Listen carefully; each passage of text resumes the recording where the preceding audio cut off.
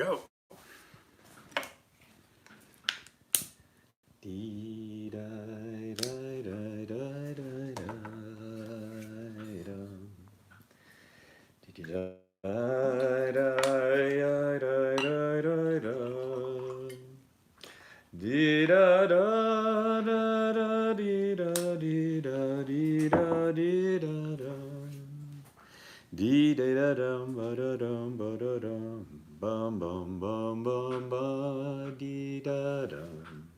Who's with us? Who's tuning in tonight? Shavua Tov, a good vach. Baruch atah Adonai Eloheinu melech haolam shak only b'divaro. Very nice. We got a great daf we're going to be going into. We are finally going to be completing the Talmud's commentary, the Gemara's, on the first Mishnah of Tractate Shabbos. The first Mishnah has been all about transferring and carrying on Shabbos. We've been studying we know that you can't carry from a private domain to a public domain, or from a public domain to a private domain, nor within a public domain can you carry more than 4 cubits, 4 amos. And we discussed, well, what constitutes a private domain, what constitutes a public domain, what constitutes carrying, lifting, carrying, placing, or lifting, transferring, and placing, all these rules. And finally, within tonight's daf, we're going to move to the second Mishnah, which is not about lifting and placing and carrying. So we'll get to that momentarily. Who is with us tonight? Owen Mayer, I see, from New York City, and Andrew says Shavua Tov, and Cheryl is in from Indianapolis.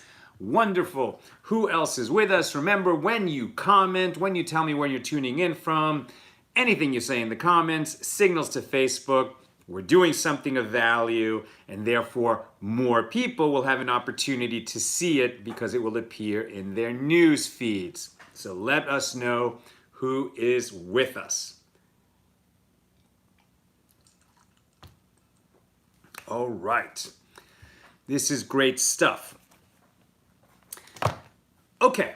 The last Gemaras that we're going to be doing regarding transferring on Shabbos and carrying, and then we'll explain why we started here and why we didn't start with other prohibited lavers of Shabbos. But just to wrap up our discussion of transferring and carrying on Shabbos, we finish with the idea of a threshold. A threshold is most likely an exempt area, right? It's neither private nor public, and it's not big enough to be a Carmelis. It's not wide enough to be a Carmelis. So if you're standing in an exempt area, somebody on Shabbos can hand you something from a private area. And because it hasn't been transferred from a private domain to a public domain, that would be biblically prohibited. And it hasn't been transferred from a private domain to a Carmelis, which is an area that is neither public nor private, but is large enough to be substantial, which is rabbinically prohibited. If it's an exempt area, so then nothing has happened really, right? Nothing has actually happened, it's not prohibited, so somebody can hand you something, and the example of this is you're standing on the threshold of a house. The threshold itself is not large enough to be its own domain, it's not large enough to be a Carmelis, you're neither in public nor private. Somebody hands you something and you hand it back, nothing has happened, it's permitted. Somebody from the public domain hands you an object and you hand it back, nothing has been violated. Not only are you exempt from the sin offering, but you haven't even violated the rabbinic prohibition. But if you're standing on the threshold and somebody hands you an object from the house, from the private domain to you, and then you hand it to somebody in the public domain, you're exempt from the sin offering, but because you facilitated a transfer from public to private, the rabbis prohibit it, and you have violated a rabbinic prohibition. A threshold area, however, you have to be careful about. We think it's a threshold, we think it's an exempt area, and that we could transfer back and forth to the private area or to the public area, but we cannot be a pass-through for others. However, if the threshold area is large enough, or is distinct enough, or is separated enough, so then it becomes its own private domain.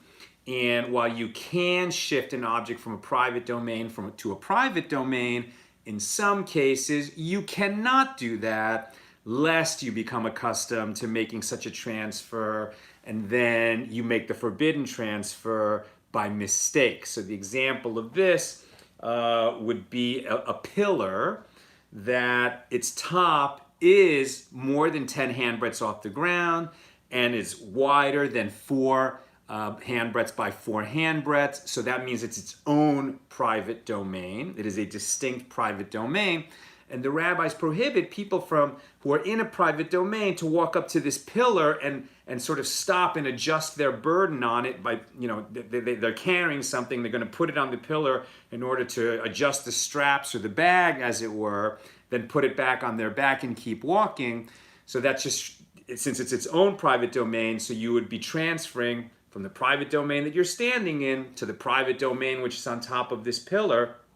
But the rabbis prohibit that because it can be habit forming, and then when you come across such a pillar in the public domain and you think, oh, well, I can, the rabbi said I could adjust my burden on that, but you can't, because in the public domain, putting your burden, your backpack on that pillar, which is its own private domain, would be a biblically forbidden transfer, and you would be liable to bring the sin offering. That wraps up our discussion of transferring and carrying on Shabbos, right? So that was the first Mishnah of Tractate Shabbos. Now we're going to go into the second Mishnah, and the second Mishnah is all about that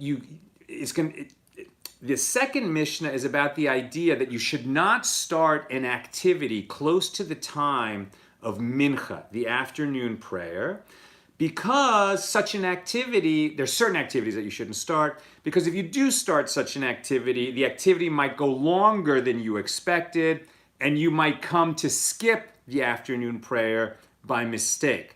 This is actually not a Shabbos-related prohibition. It's a daily prohibition, right? You shouldn't sit in the barber chair. You shouldn't go to the bathhouse. You shouldn't sit down to a meal close to the time of the afternoon prayer, because those activities might extend much longer than you anticipate, and you'll come to skip the afternoon prayer.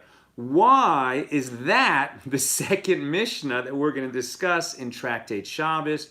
And here it's valuable to realize that when the Talmud, meaning the Gemara, the commentary on the Mishnah, is added to the Mishnah, right, in those years between the 200 and 600 of the Common Era, they're adding a commentary on the Mishnah that was put together around the year 200, edited by Yehuda Hanasi, whom we know as Rebbe, one of the last Tanaim. So that it's a commentary on the Mishnah. The Mishnah itself was its own book, right? It was its own series of teachings. And the reason that the rabbis now are teaching us in this Mishnah don't start an activity close to the afternoon prayer every day is because this is actually a teaching that's going to be relatively quick. There's only going to be a few short Gemaras on it. And then we're going to go to the third Mishnah, which is going to be don't start these kinds of activities or don't engage in these kinds of activities close to the onset of Shabbat, because you might still be doing that activity as Shabbat comes in, and then you'll be carrying on Shabbat, or you'll make another mistake as Shabbat comes in. We might have expected that this kind of a discussion, right? Like this would have been a perfect bridge from Tractate Brachos, which is all about the times and manners and blessings that we say in our prayer lives, right? So that we shouldn't do these activities close to the time of the afternoon prayer. And then the next Mishnah is, so don't do these things close to the onset of Shabbos. That would have been a good way to open Tractate Shabbos. It would have made a natural transition from Brachos into Shabbos. You know, what we do close to the time of the afternoon prayer, and then what we do close to the late afternoon on Friday as Shabbos is coming in. Why did we not start there? And the clue for this, because there's no accidents, right, is found in the new Parsha that we read this afternoon on Shabbos, earlier today, and which is the Parsha for this coming week, Vayakhel. In this Parsha, so we've just come out of Parsha Kisisa. That was last week's Torah portion. One of the most dramatic Torah portions that there is. It included taking a census so that there not be a plague among you. It included the priest shall wash his hands so that he shall not die. But even more, dramatic within the story itself, rather than what's so relevant to our times, it also included God informing Moses that the people had built a golden calf and had gone wildly astray. Moses becoming furious with the people, many people dying because they were dancing around this golden calf. God actually unleashing a plague on them, although it doesn't say how many people died in the plague. And then the second tablets that were jointly written by God and Moses. And then finally, Moses setting up his tent from which he would teaching like I'm teaching you, except that when Moses would teach the people, because he had, and also the incredible episode where God says to Moses, listen, I'm going to send an angel to be with the people because I can't be with the people. They're too infuriating. And they might disobey me and anger me, and I might come to annihilate them. So for their sake, I'm going to send an angel along with the people, but I myself won't go with you. And Moses says, no, please be with us. You yourself in person, not just an angel. We need to understand what you're all about, God. You've given us your Torah. You've given us instructions. You've taken us out of Egypt. You've appeared to us. But we don't really get it. And the reason that the people stray and they make mistakes is because they don't get it. So who are you? Who are you really? Show us.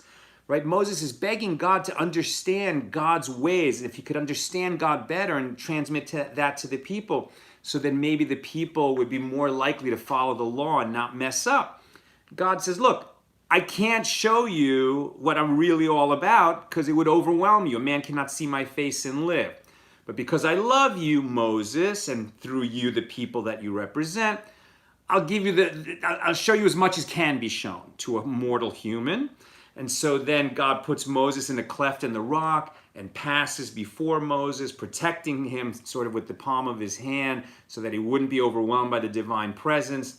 But then God calls to Moses with these 13 attributes, which we recite in daily prayers, in the Tachanun, but especially we recite at Yom Kippur, where we say God's name twice, and then we say a God who is gracious and forgiving and slow to anger and forgiving, etc. A God who is kind and merciful before people sin and after people sin.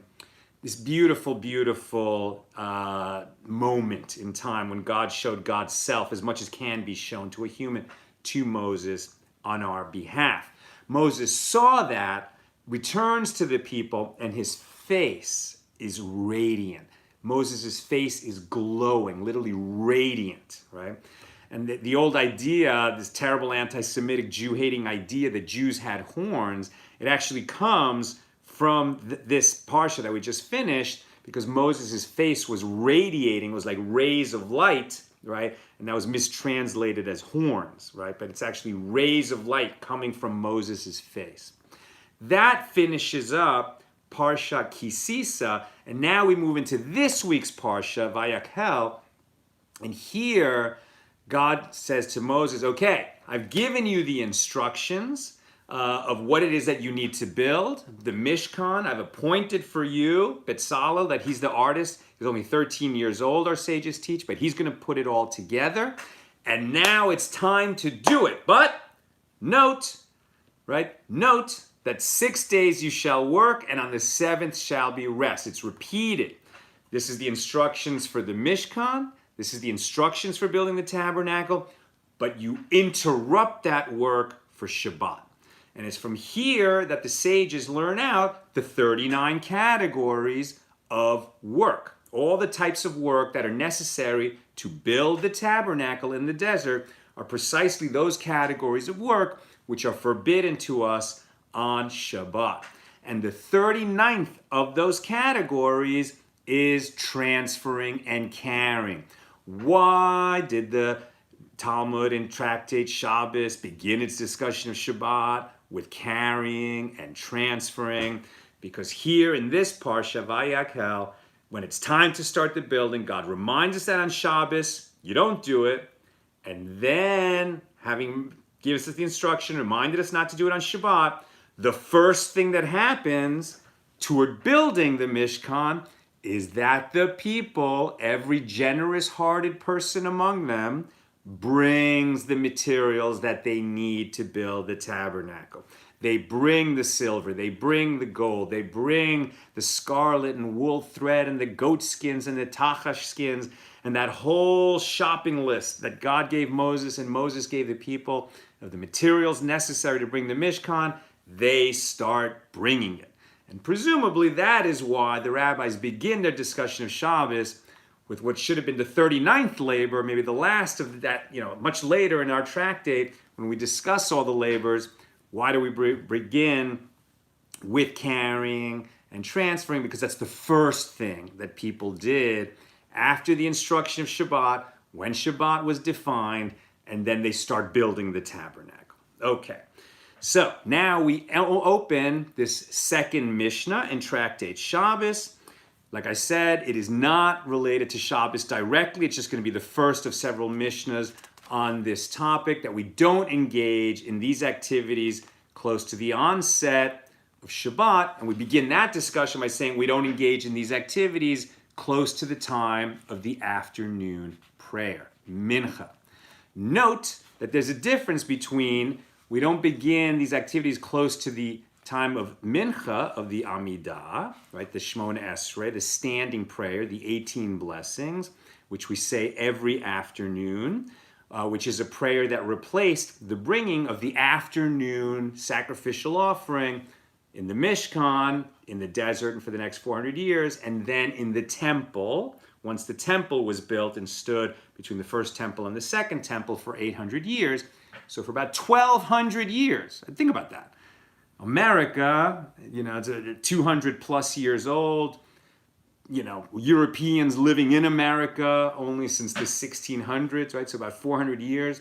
For 1,200 years, an afternoon offering was brought every day, and the afternoon prayer sort of replaces that once the temple is gone. And of course, the tabernacle was gone much earlier. The evening prayer, it's unclear because there is no evening offering. There's the burning of the fats at night, but that's not the same as an evening offering. So our evening prayer, there was argument whether it was mandatory or optional. But the Shema, right, the Shema is biblically commanded, that we accept the yoke of heaven and declare that God is our God, God is one. And we're commanded to do that morning and evening, right?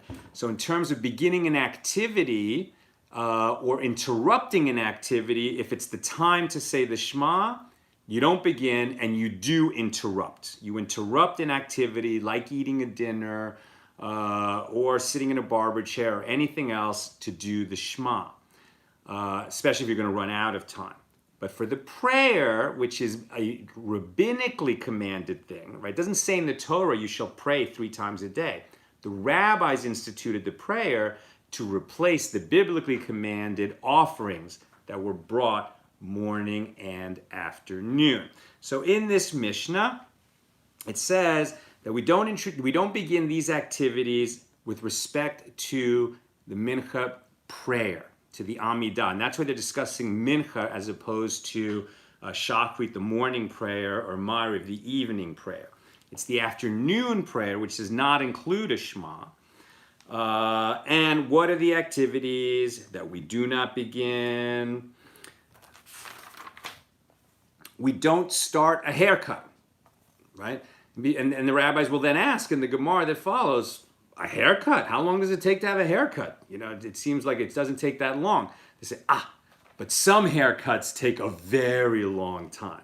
And there was a Tana, a Mora, but one of the sages who explained that there was a certain haircut, the haircut of Ben Elasa, right? So Ben Elasa would demonstrate how the high priest, the Kohen Gadol's hair was cut, and it was a very intricate, complicated haircut. And if you should begin that kind of a haircut, or learning that haircut, or demonstrating that haircut, you could start that and be doing it all afternoon and come to miss mincha, right? So you don't start a haircut. You don't go to the bathhouse. How long does it take to take a bath? Well, in the old days when you went to the bathhouse, it was like going to a spa.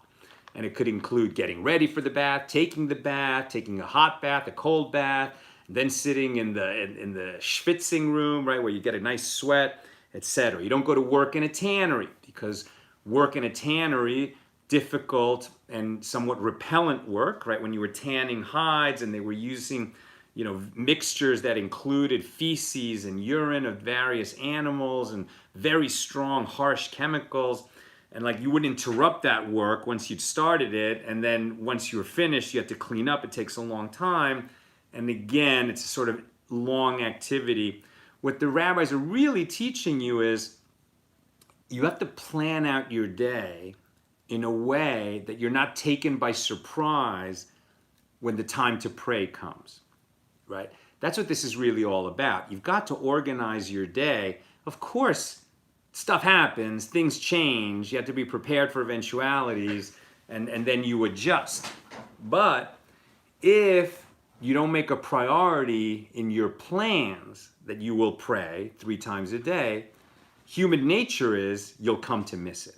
And as we saw in Tractate Brachos, of course humans miss it sometimes, and that's why we had the teaching that if you miss an Amidah in the morning, you have a chance to make it up in the afternoon. Or if you miss the afternoon, you have a chance to make it up in the evening. You would say, if you miss the afternoon Amidah, right, the standing prayer, then when you do the evening standing prayer, you do the evening standing prayer first, then you say something else, a psalm or some other prayer to interrupt the flow, and then you can do an additional evening Amidah to make up for the missed afternoon. So if, for example, you missed the standing prayer on Friday afternoon, you're going to make it up Friday night. The Friday night standing prayer is different than the Thursday night or any weeknight standing prayer, because we take out the supplications for various things and add praise for Shabbat. So the one that you missed was a weekday Amidah. The one that you make up is a repetition of the one you're doing then. In that case, the Shabbat Amidah. We also don't start a meal close to the time of mincha. For the same reason, the meal might extend and we come to forget or just do it too much. And we don't sit in judgment, right? So a judge judging a trial, even if he's already heard the cases of the litigants, now he should take a break and go say his afternoon prayer rather than think, well, now I'll just render my decision and then I'll do my afternoon prayer because everyone just presented the evidence. It's time to give the judgment, right? Or like the meal was set out before us, let's just sit and eat it and then we'll do mincha. No, because you might come to forget mincha. Likewise with a judge, okay, I've just heard the whole case, but what he should do is say, excuse me, I'm just going to daven mincha. I'm going to go do the afternoon prayer. Then I'll be right back and I'll give the judgment. Because what could happen is he starts to give the judgment, new evidence comes in, new arguments are made, people get distracted.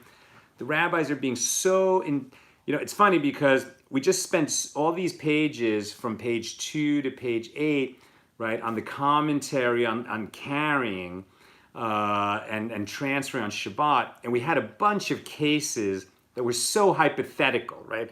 In order to understand the law of transfer and a private domain and a public domain, the rabbis brought in some cases that just wouldn't happen in the real world, but help us understand the nature of the law. Now we're getting much more, and the Talmud will always shift between these two modes, sort of creating hypothetical cases that might never happen in real life, but which help us understand the law, and being very mindful of how people really are, and that their nature is to be lazy, is to be forgetful, is to be self-obsessed, is to be proud. It's just to be human.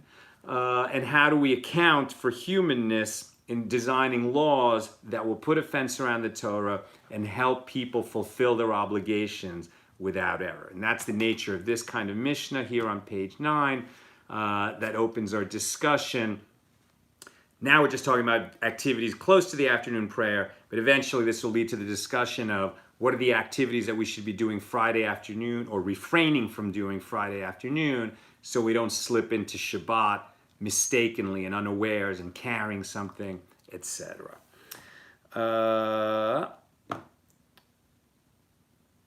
And what's interesting about this Mishnah is, so we shouldn't start these activities, getting a haircut, going to the bathhouse, working in a tannery, having a meal, or sitting in judgment if it's too close to the time of mincha. But if we did start that, we don't interrupt, right? We don't have to interrupt. Why? Because the prayer that we'd be interrupting for is a rabbinically commanded prayer, the standing prayer, the Shemona Esrei. If we had started such an activity and the time had come to recite the Shema, which is biblically commanded, we would interrupt such an activity. Right? So remember always, we're going to always be mindful in our journey through the Talmud of the distinction between rabbinic commands and biblical commands. Both are equally, what's the word I'm looking for? Strong, right? Like you're not allowed to violate a commandment because it originates with the rabbis rather than originating in the Torah. But we're always mindful of which it is, rabbinic or biblical, because in cases of doubt, we will be lenient with a rabbinic prohibition and stringent with a biblical prohibition. All right, let me see if we've got any questions. What's going on here? I see there's a discussion going on between a couple of people. Great. When people answer each other, it's just fantastic. Where's my little pad? For people who donated last year to our annual campaign, we've been distributing these pads. They're very nice. And it's just, I just want to share it right now to say to you, like, on a to-do list, in my belief system, this is something you try to do every day. Learn something new and share something new, right? So the fact that people are asking questions of each other in the comments and helping each other and giving answers, Olave, fantastic. That's what we love to see. All right, I don't see any other questions coming up in the comments. So it's time to go enjoy our Saturday night. While we're still together, however, let us take this opportunity to pray together. There's a lot of trouble in the world right now. Many people have already succumbed, have caught the coronavirus. If they're sick, please, God, send a healing that is speedy and complete to everyone who's been devastated by this plague of the coronavirus. God forbid there are people in this world who have already died from this plague. Please be a comfort, God, to their loved ones. But people who have been exposed and have not developed the coronavirus, please, God, may they never develop that sickness. May we be strong enough to do everything that we can do. Right now, we're all about social distancing. That's our only defense at this time. So let's be smart, people. Let us do it. Let us wash our hands like crazy. Let us avoid shaking hands and breathing on people. Anything that we can do. Remember, what's going on right now throughout the world is that we are inconveniencing the many to protect the vulnerable few. And that is a very beautiful and worthwhile endeavor, and it's going to be tough for a long time, but let's do what we can. And there are certain people who are not going to be able to stay home, that they don't have a choice. They need to go to work. Some people don't have a car and they need to get to work and they need to take the bus.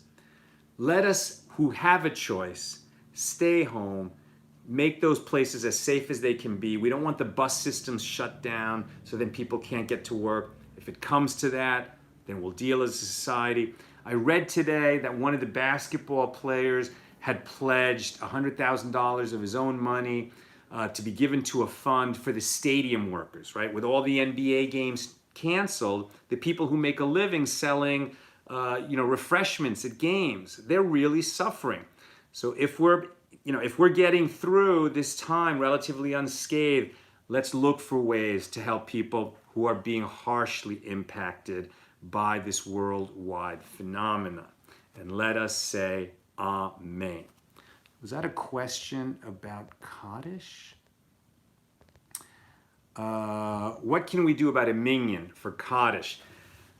This is a great question. So Michael Merritt Quint is asking, some prayers can only be said in a minyan, chief among them the Kaddish, right? So a mourner, somebody who has lost a close relative, a parent, God forbid a child, and they're saying Kaddish, and they need to say Kaddish for 11 months, 3 times a day. And the Kaddish is a prayer we can only say with a minyan. So some people are now in a situation where they just can't get out, or the synagogues have closed and minyans aren't forming. I mean, I don't have a ready answer for you. The question is being asked over and over and over again. And even in the real Hasidic shul where I daven, like a very religiously right-wing shul, very, very frum, very religious. Some people can't make it to the minyan, and we're FaceTiming in. Now, I'm not saying that them FaceTiming into our minyan allows them to fulfill their obligation of saying Kaddish. However, as a general principle in Judaism, life over all things, right? So even when there's a prohibition or there's a commandment, something that you have to do religiously, unless, like the one thing we don't bend on is you're just not allowed even to save your own life. You can't commit murder, you can't commit idolatry, you can't commit rape or some other forbidden sexual practice.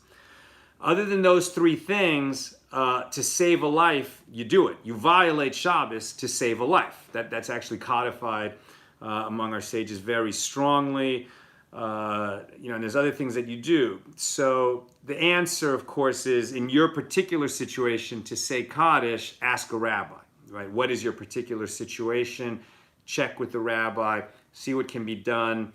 I haven't heard the permission given yet to create virtual minyans or to join a minyan virtually to fulfill a Kaddish obligation, but I'm sure that's being discussed. And and of course that's in the Orthodox world. I think in the Reform and Conservative world that's already been agreed to, but right in the halachically more restrictive world, that's under discussion now, as far as I know. But people are strong. But I see already that all the Orthodox synagogues in Pico Robertson neighborhood of LA were closed this Shabbat. And I think all week because there were some reported cases over there in that neighborhood. So people don't have a synagogue to go to, and they do have a Kaddish obligation. I'm just not sure what's happening. Perhaps the solution will be found in living room minyanim, right? The people will get together, 10 people in a living room, form the minyan for the sake of saying Kaddish, similar to when people go to a shiva home and say Kaddish there. So if you've got 10 people that, strong reason to, or have no reason to suspect that they might have been exposed, and it's safe for them to gather, that may be a good solution for people who need to say Kaddish. This is me speculating. I'm not a rabbi. This is a question that should be researched carefully if you have a Kaddish obligation. Okay. As Owen said, ask a rabbi you trust. Very good. My dear friends, I'm sending you love. I'm sending you prayers. May we stick together at this difficult time. May we stay upbeat and not panic, but do everything that we can do to keep people safe. And by the way, you might Google, there's a nice video going around of Italians sort of coping with their quarantining.